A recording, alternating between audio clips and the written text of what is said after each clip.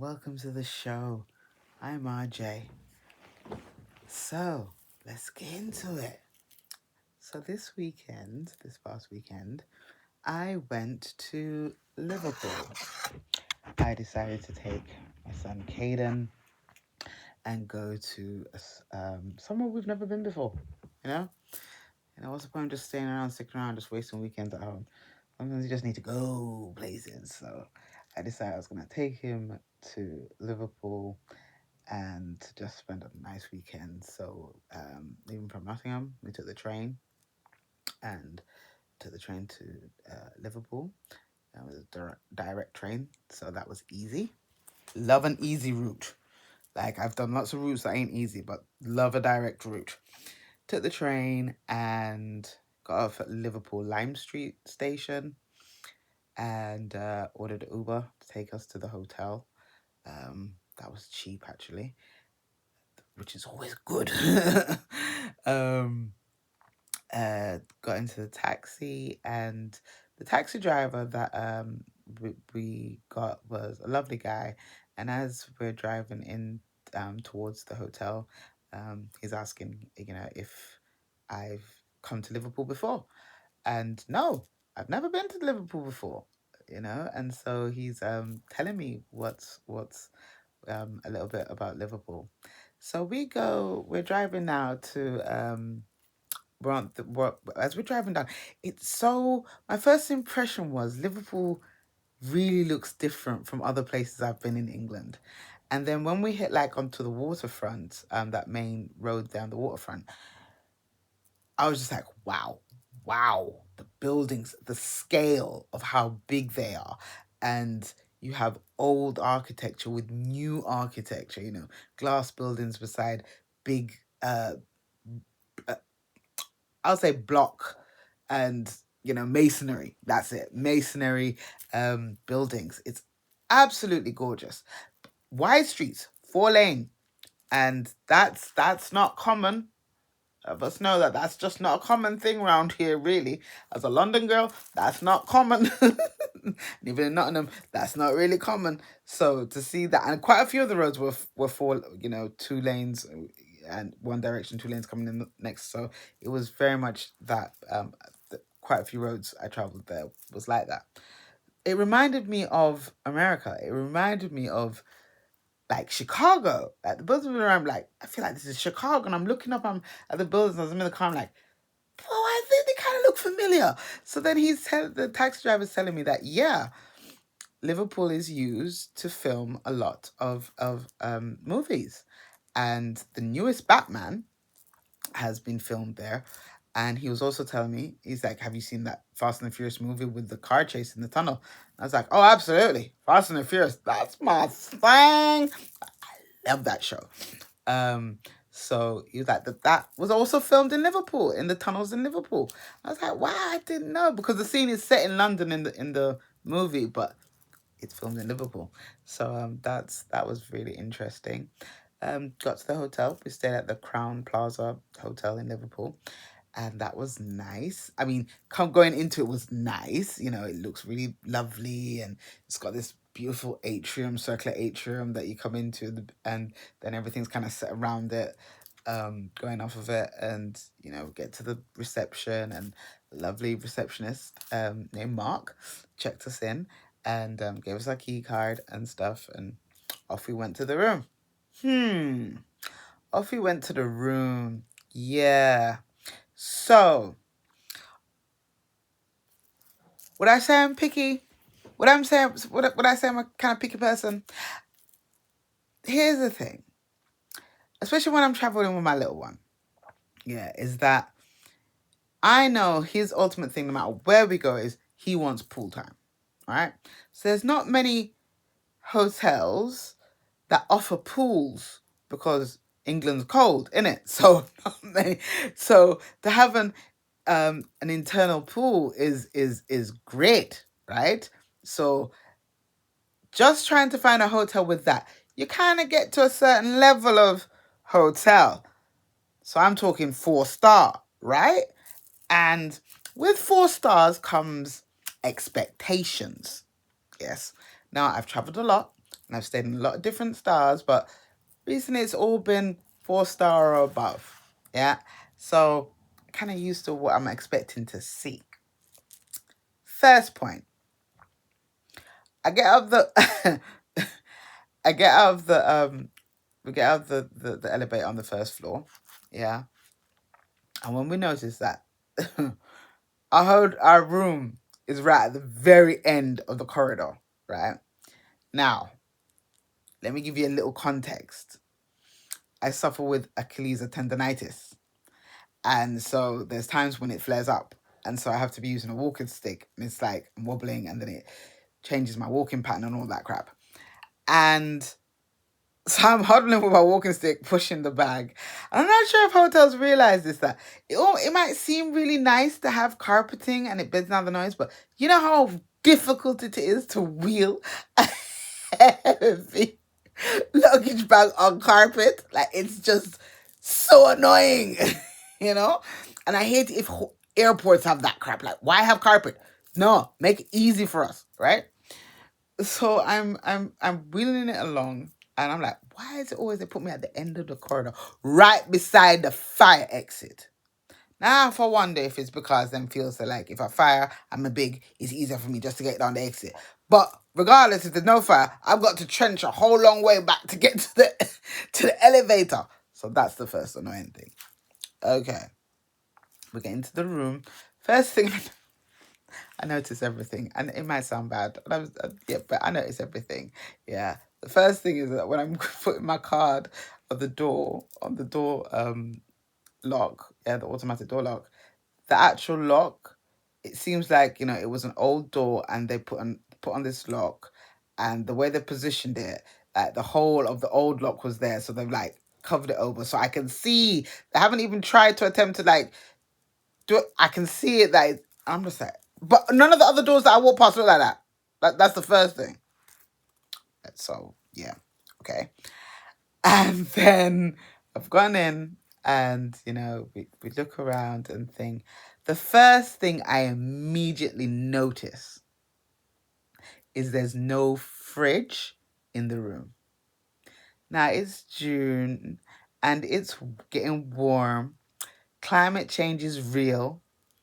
And you bring snacks, and you might bring a few drinks and you have something. The first thing you want to do is when you get in is just put those things into the fridge to get them cool, yeah? No fridge. I was so shocked by the fact there was no fridge, I called reception.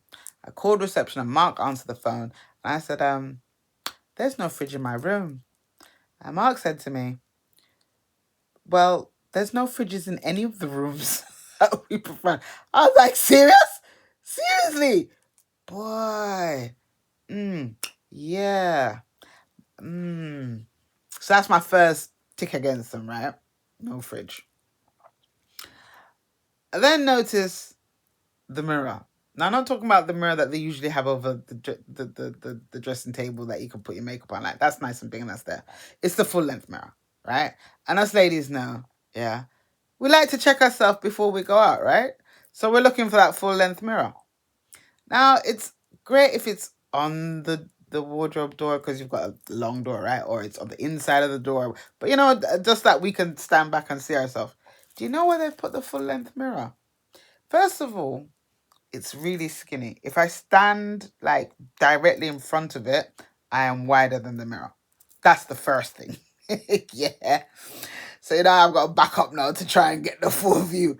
But they put it in the corner of the room. In the corner of the room where I have to basically squish up against the wall so I can see myself full.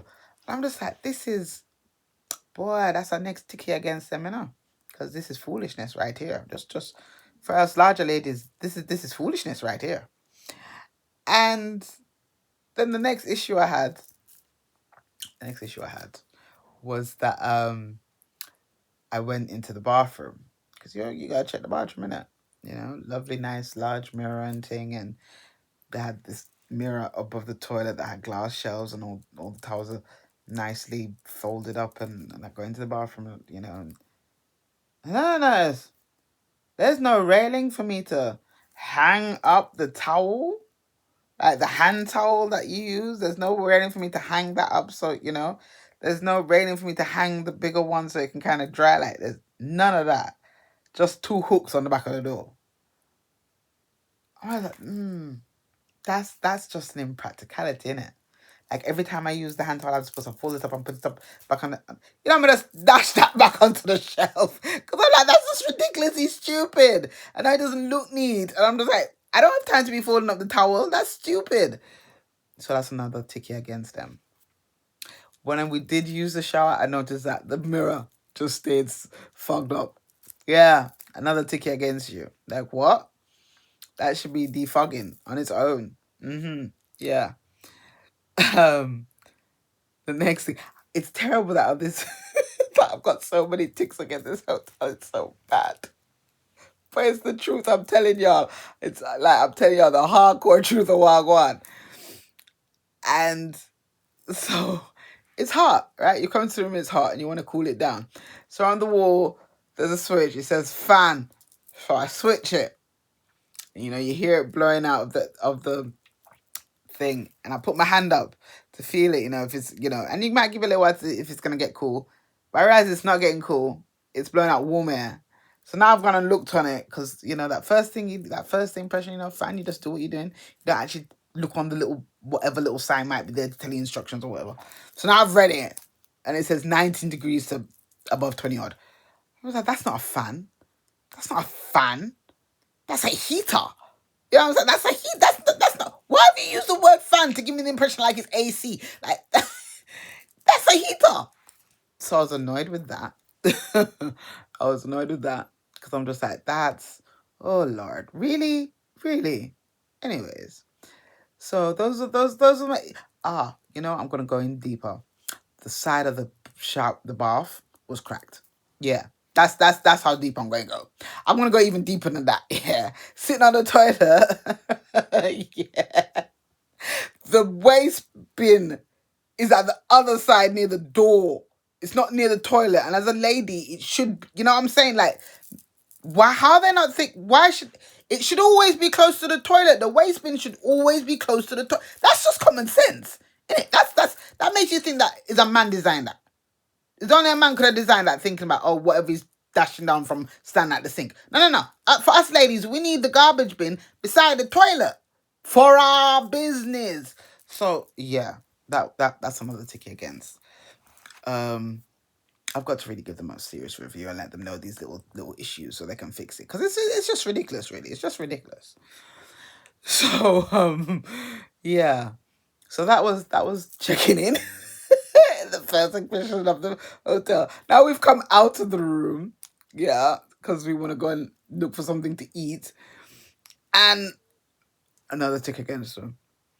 As I step out and we're walking along the whole corridor now, I'm looking down, I see something sparkling, and I look down and I pick it up, thinking maybe somebody's dropped a little earring, a little stud earring or something, so I can hand it into reception. When I pick it up, it's a shard of glass. It's a little shard of glass. Yeah. So now I'm like, So I'm walking down the whole long length of this corridor that they got me walking down it, and I'm seeing little things sparkling. I'm like, that's glass, isn't it? And all along I'm seeing like these little broken shards of glass. I get to the elevator, and I notice an even bigger chunk of broken glass. I'm like, this is bad. Yeah. And I've checked in the evening. This is bad. So I've gone down to reception now on my way out, and I said, you know what, let me tell the receptionist, Mark. Yeah, I said, Mark, I just thought that you should know for health and safety reasons, there are broken shards of glass all along the corridor on the first floor. Yeah, from my room going all the way to the elevator. Yeah. So you might want to tell housekeeping that. Yeah. Now I come from a background of having worked in a hotel as well.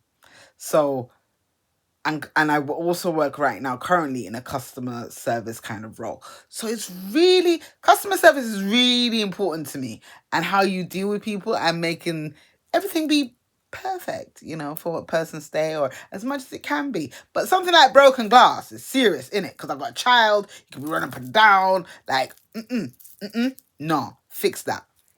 So I'm already like, this is now beyond me being picky about the size of the mirror. That's serious. Yeah? Okay.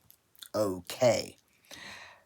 So we've gone out now to go and get dinner, and we've and there's a music festival going on not too far from the hotel, so we can, as soon as we come downstairs, and we can hear it. It's loud, it's echoing off the other buildings. It's, you can get, it's great. I asked who was playing, and Mark said he thinks it's Rum Bar. He's never heard of them. Like, I've never heard of that. I mean, I know Rum Bar, the rum, Jamaican rum bar, yeah, and I don't mind a little bit of that with ting. But yeah, I've never heard of this group. But anyway, it sounded like more like a rock group.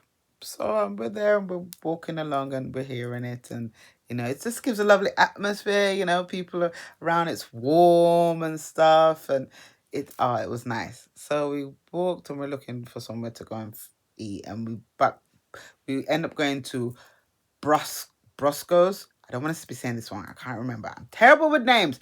Brasco's Lounge.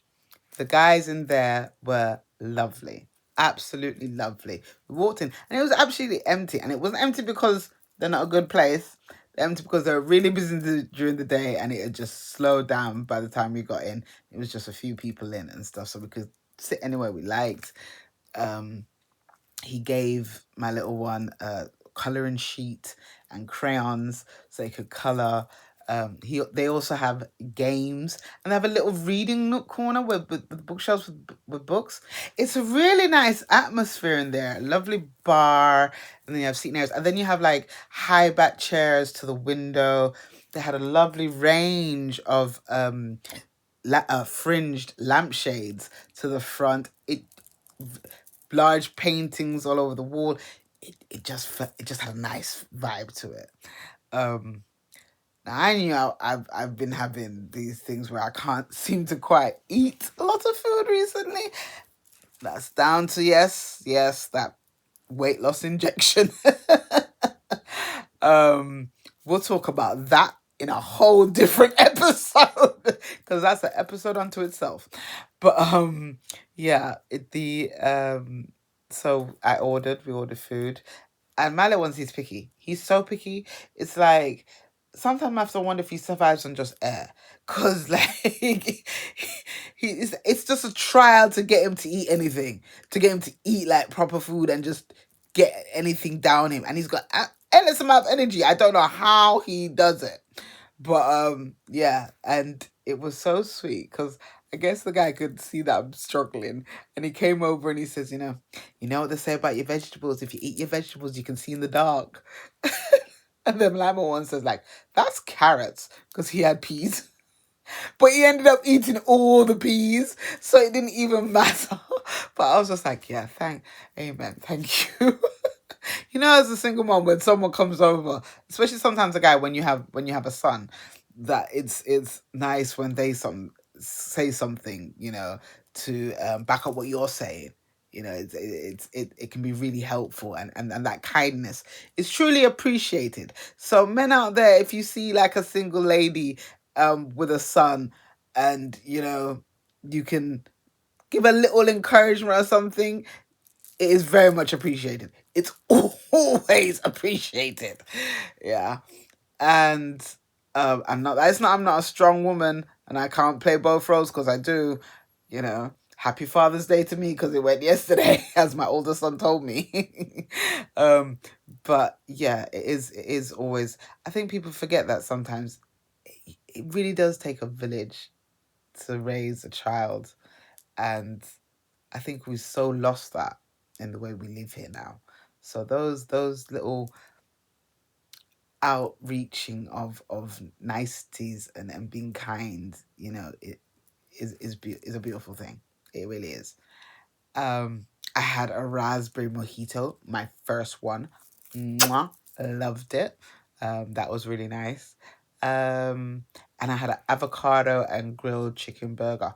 Oh, very nice. Also, oh wow, really good food. I totally recommend this place. If anyone's in Liverpool, they're opposite the Museum of Liverpool.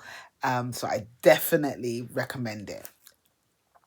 Next thing after that, what did we do?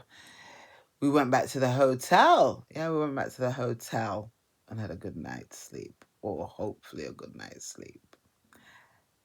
Next day, Saturday.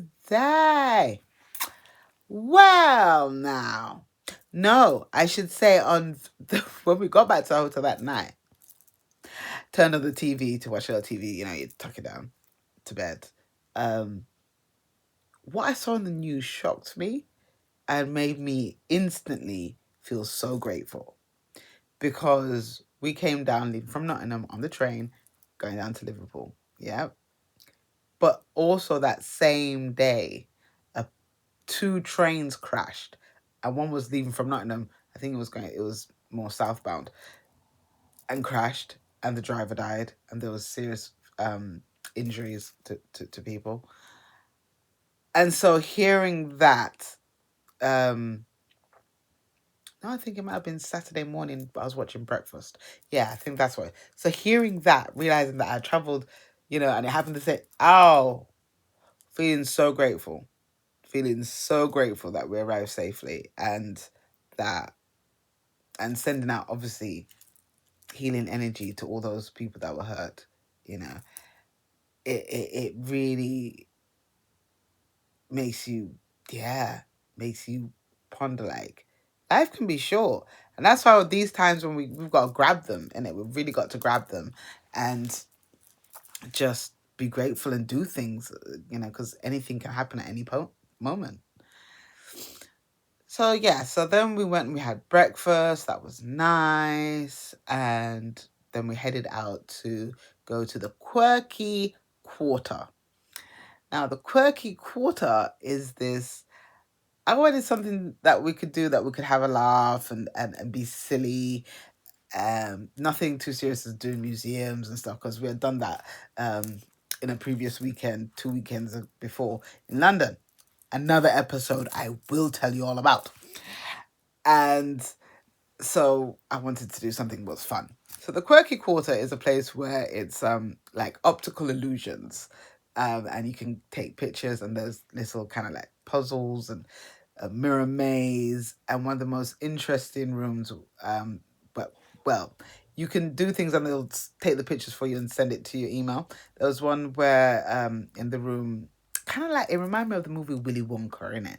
When they're first going down that hallway and they're getting smaller and smaller and smaller, kind of thing. So this room is basically, it's a checkered floor, and when you go into it, whoever stands in one corner, no matter what height they are, they're short, and whoever stands in the other corner, they're tall. And so we did that, and me and my little one did that, and then we reversed it, and very funny pictures. Hilariously funny. Love them. Then there's rooms where they have like furniture on the ceiling, so you can do like upside down shots. That was really fun. And then they had these two pieces of furniture, a chair and a table, that you can take shots on that make you look kind of like at the Alice in Wonderland, kind of look like you're really small on the table's really big and you're small on the table, or you're falling off the table or stuff. And the people in there that work in there, they explain the optical illusions, or they explain what's going on, and then they'll even take the pictures for you, help plan up the pictures and take them for you and pose you and stuff. Brilliant. Had a brilliant time in there. It was just so fun. I also, when I like to go on trips, I like some form of culture or history in a trip. It shouldn't always be about fun. You should learn something along the way. It's about bringing those experiences and learning about different things to make you a better, more grounded, more whole person in your understanding and how you treat people. So one of the things I like to do is I like to visit churches, and Liverpool has two. It has many, not just two, but it has many. But there's two very iconic churches there. Well, some people might say it's at one's at one end of the road and the other's at the other end. It's not. It really isn't. One's at one end of they're not. But it's kind of like a little bit of a walk. But one's a traditional, huge Mount church. You see, denominations don't mean anything to me. So people are gonna say, well, what kind of church? Is it Anglican or is it Catholic? I'm gonna be real. I don't remember, but it was Christian. That's what it was. And it was massive on the hill, old traditional church. Big, beautiful, coloured stained glass windows.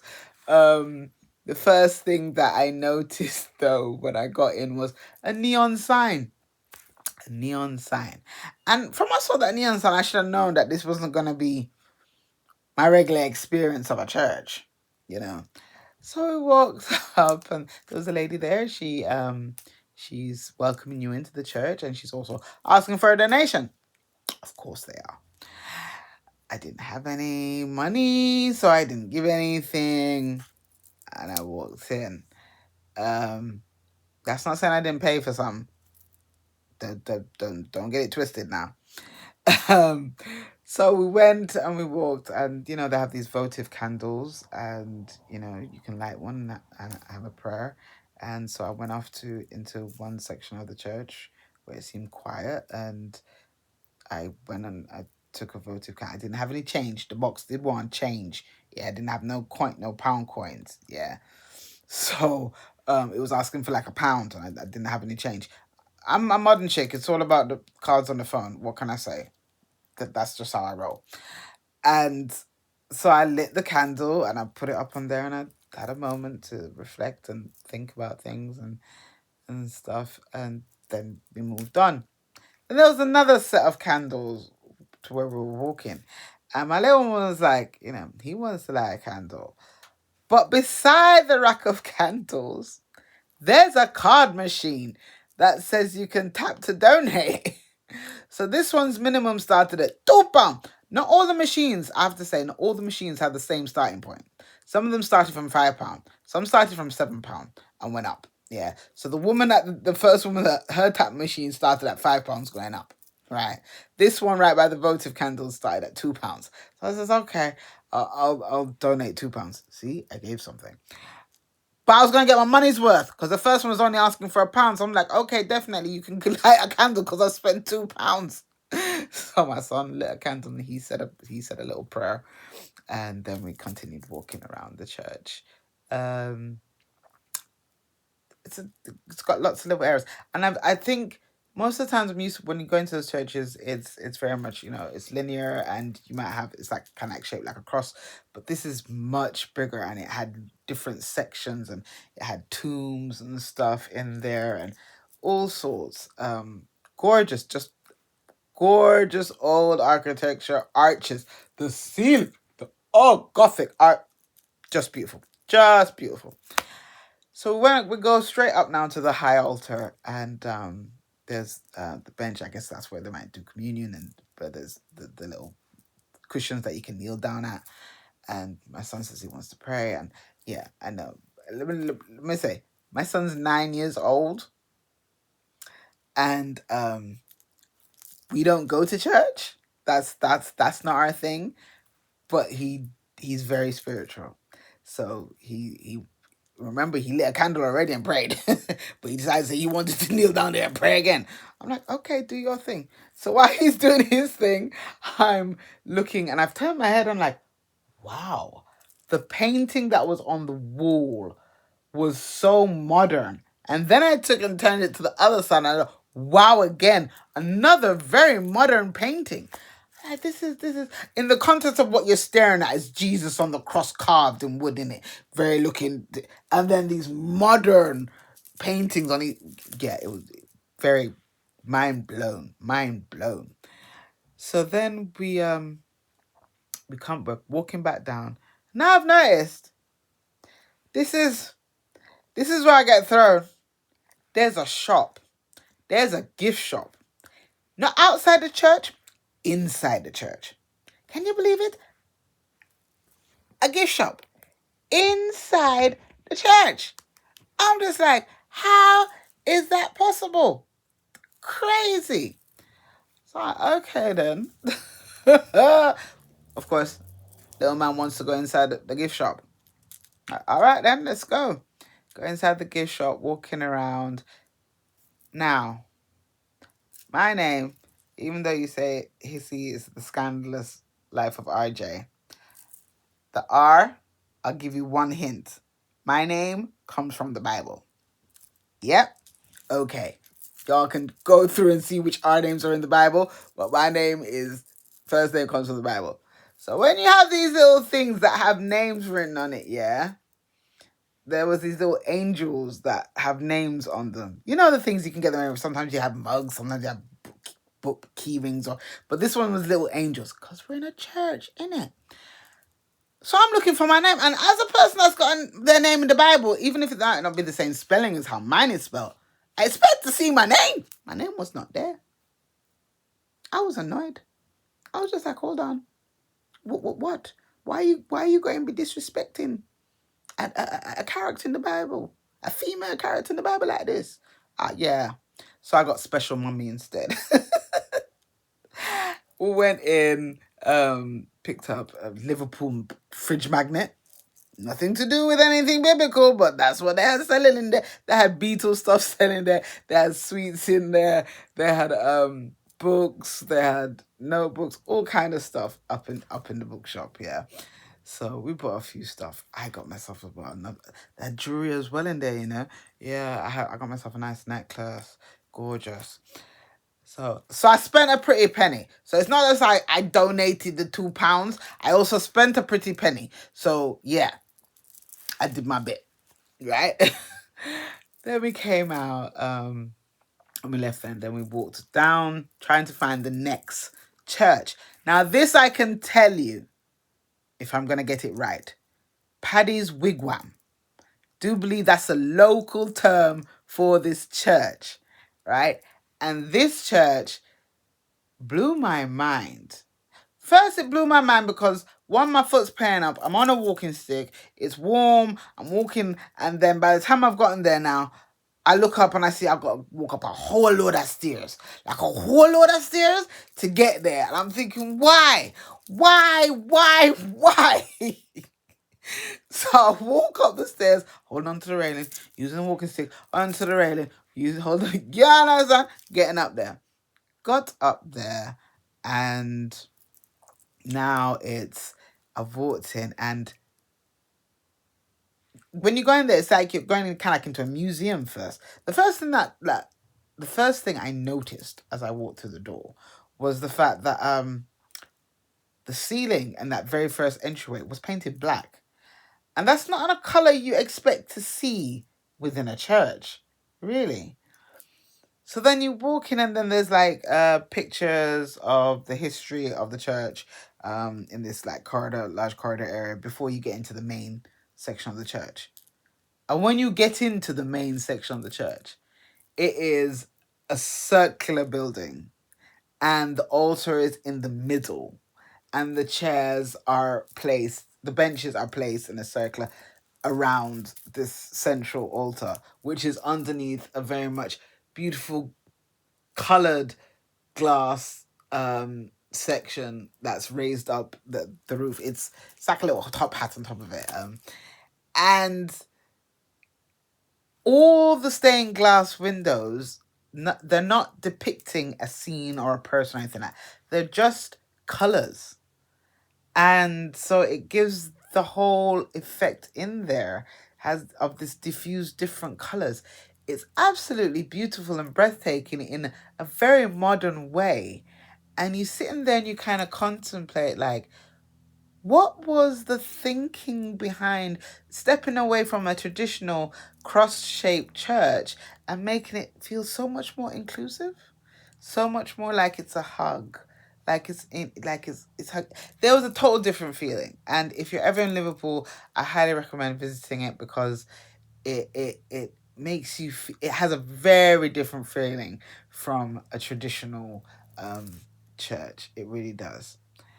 And so after we left that, we got a taxi, and at this time hungry as well. And I'm thinking, let's just pick up some McDonald's on the way. So I put it in the Uber, pick us up, let's go McDonald's, and then drop us at the hotel. Taxi guy comes, we've gone into the taxi, and as we've gone into the taxi, he's gonna say, boy, I can't really do the McDonald's, because So you spend like half an hour there sometimes, and I could be doing jobs in between.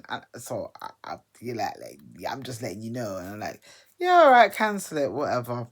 Go with the flow. Just drop us back to the hotel, and it we can find food or do whatever. We can even Uber Eats it to the hotel if needs be. So that's not an issue. So he's like, okay, cool, and I understand. I can totally understand that, because I feel like if you've paid like say £10 for Uber for that's not a that's a short journey, and then you've got to stop in between. It's not like you run into the shop and pick that. You got to wait in the drive through. Like I can understand that. I can understand that.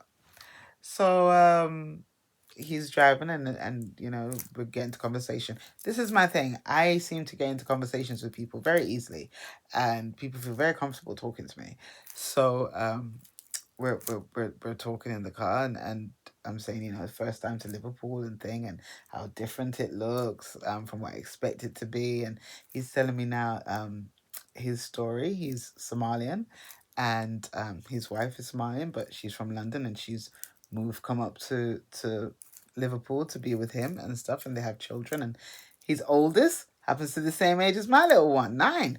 And I'm like, okay, that's cool. And somehow the conversation evolved in such a way that um we were talking about, how I think what it was, he was telling me about the area he was picking me up from. That's where it evolved from. And he was saying how racist it was back in the day and how much has changed now. And I was like, oh, really? And he was saying that area was like where the riots happened and stuff. And I was like, oh, okay. And as we're driving, the conversation goes to the point where we're now talking about the fact of you know have been black in this country, and how when you are the child of immigrants that have come here and you've been born and brought up in this country, how your traditions are kind of watered down a bit, because as much as how your parents would have given you their country's traditions, obviously being in a different country, certain things just don't translate, or you just don't do.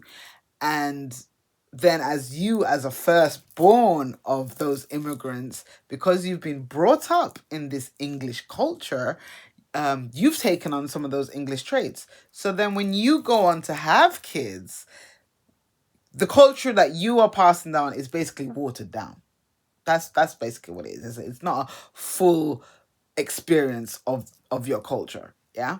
And so we were talking about like going back, and I had said, because I have, as and this is a part of those 3 countries I've lived in. I've lived in Ghana, and I and I've also grown up between England and Jamaica. So that's my 3 countries right there. And so I was saying how when I took my older son to Ghana and he was there for a while, it gave him a total different experience. And when he also went back to Jamaica in his younger years, that gave him a different experience. And how he, as a adult now, knows himself better because he knows his history a bit more. And you can't really get that in until you immerse your children and even yourself, if you're born in this country, in your homeland, and you get that time there, and there's a different feeling of for children, especially if you're in the minority in this country, or any country if you're in the minority of, when you then go back to your homeland and you're in the majority. For children, that gives them such a boost of confidence within themselves. And I was trying to say, if there's an opportunity that you can go back for a while and take your kids, take it. Take it before they get into high school age. Take it and immerse them so that they can know themselves properly and know their culture, know the history, so that when anyone tries to say anything to them about it, they know and they can back that up because they know.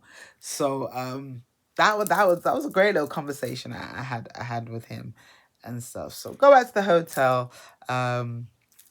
Didn't get no food, did I? So we've gone back to the room and we're there just ramping around. I'm having a conversation. My little one's on his tablet and stuff and thing, and we're like, oh, we need to go to the pool because this is his highlight, right? His Saturday afternoon. It's all about pool time.